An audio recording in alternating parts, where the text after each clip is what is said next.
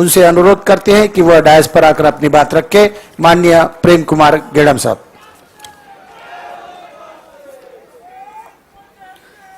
साथियों, वामसेव एवं राष्ट्रीय मूल निवासी संघ का 34वां संयुक्त राष्ट्रीय अधिवेशन और इस अधिवेशन का ये दूसरा दिन चल रहा है और दूसरे दिन का ये आखिरी सत्र चल रहा है। इस सत्र का सब्जेक्ट है वर्ल्ड बैंक के रिपोर्ट में भारत घटिया वाली शिक्षा की सूची में दूसरे स्थान पर, एक गंभीर मंथन। साथियों, ये एक बहुत ही गंभीर विषय है जिसके ऊपर इस पंजाब के धरती पर, ऐतिहासिक धरती पर, इस पर हम लोग इस विषय के ऊपर चिंतन कर रहे हैं।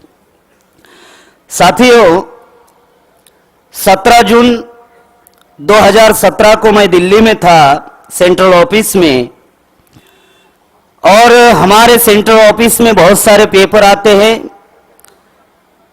उसमें एक दैनिक जागरण नाम का पेपर था और उस पेपर में एक न्यूज छप कर आई कि अगर किसी भी देश को अगर बर्बाद करना है तो उस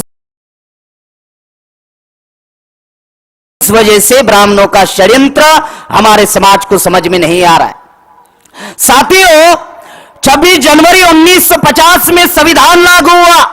संविधान के पहले भारत में ब्राह्मणों का मनुस्मृति नाम का धर्म ग्रंथ था और उस धर्म ग्रंथ में हम लोगों को शिक्षा का अधिकार नहीं था, हम लोगों को संपत्ति का अधिकार नहीं था, शस्त्र का अधिकार नहीं था। राष्ट्रपिता ज्योतिराव फूले ने 1 जनवरी 1848 में जो आंदोलन शुरू किया, तो वो आंदोलन 6 दिसंबर 1956 तक डॉक्टर बाबा साहब भीमराव रामजी अंबेडकर तक चला। ये जो 108 साल का जो संघर्ष है हमारे देश में, राष्ट्रपिता ज्योतिराव फूले से लेके डॉक्टर बाबा साहब अंबेडकर तक चला, इस वजह से भारत में संविधान का निर्माण हुआ। जब भारत में संविधान का निर्माण हुआ, संविधान में टोटल आर्टिकल 395 डॉक्टर बाबा साहब अंबेडकर ने लिखी, उनमें से 65 आर्टिकल्स बाबा साहब अंबेडकर ने मूल निवासी बहुजन समाज के लिए लिखे। और बाबा साहब अंबेडकर ने रिजर्वेशन इन एजुकेशन, यानी शिक्षा का जो अधिकार, जो प्रतिनिधित्व का जो अधिकार था शिक्षा को लेके, वो अधिकार बाबा साहब अंबेडकर ने मूलभूत अधिकार में बाबा साहब अंबेडकर ने डाला। और बाबा साहब अंबेडकर ने कहा कि 14 साल तक शिक्षा अनिवार्य होनी चाहिए। यह अधिकार बाबा साहब ने दिया। जब अधिकार हम लोगों को मिला, यह शिक्षा का अधिकार फंडामेंटल राइट्स में हम लोगों को मिला। क्या मिला कि यह जनता का राइट्स है कि उनको शिक्षा मिलनी चाहिए और यह सरकार की ड्यूटी है। यानी कॉन्स्टिट्यूशन में जो 2 अधिकार है, राइट्स एंड ड्यूटी, कि यह प्रजा का अधिकार है कि उनको शिक्षा मिलनी चाहिए और यह सरकार की ड्यूटी है कि प्रजा को शिक्षा देनी चाहिए। यह ऐसा फंडामेंटल राइट्स में बाबा साहब अंबेडकर ने हम लोगों को शिक्षा का अधिकार दिया। जैसे हम लोगों को शिक्षा का अधिकार मिला, आर्टिकल 21, आर्टिकल 335, जैसे ही शिक्षा का अधिकार हम लोगों को मिला, तो ब्राह्मणों ने प्लान बनाया। क्या प्लान बनाया कि ये जो बहुजन समाज है, ये मूल निवासी बहुजन समाज के पास ताकत क्या है, तो हमारे पास ताकत यह है और हमारा प्लस पॉइंट यह है कि हम संख्या में बहुसंख्य है।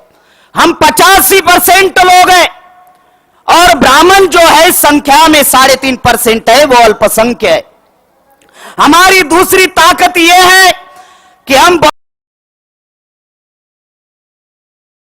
बनाया, क्लास 1 से 8 तक एग्जामिनेशन नहीं होती। संविधान में मूलभूत अधिकार है कि 14 साल के बच्चे तक अनिवार्य शिक्षा होनी चाहिए। मैं तो ये कहता हूं, उस वक्त बाबा साहब अंबेडकर की वो जरूरत थी। अभी की क्या जरूरत है? आज जो डेवलपमेंट दुनिया में हो रहा है, जो एडवांस टेक्नोलॉजी का जो डेवलपमेंट हो रहा है, आज higher and professional education free होना चाहिए। लेकिन साथियों, वो लोग इस बात को जानते हैं कि इस समाज को हायर एंड प्रोफेशनल एजुकेशन अगर फ्री एजुकेशन अगर दिया जाए, फॉरेन एजुकेशन अगर फ्री एजुकेशन दिया जाए, और इस 85% बहुजन समाज में अगर 5% भी अगर लड़के पढ़ते हैं तो भी हमारी संख्या 4 करोड़ होगी। वो 100% भी पढ़ते हैं, 3.5% ब्राह्मण, फिर भी उनकी संख्या 3.5 करोड़ होगी, तो भी ब्राह्मण हमारा मुकाबला नहीं कर सकता। इसीलिए ब्राह्मण शिक्षा का स्तर जो है साथियों, वो शिक्षा का स्तर खत्म करने का प्रयास कर रहा है और टोटली वो खत्म कर रहा है।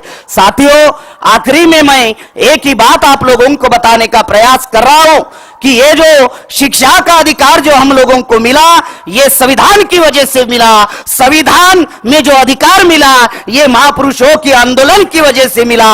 इस बात को यहां पे आए हुए जो देश भर से जो डेलीगेट्स लोग हैं, इस बात को समझना चाहिए। बाम से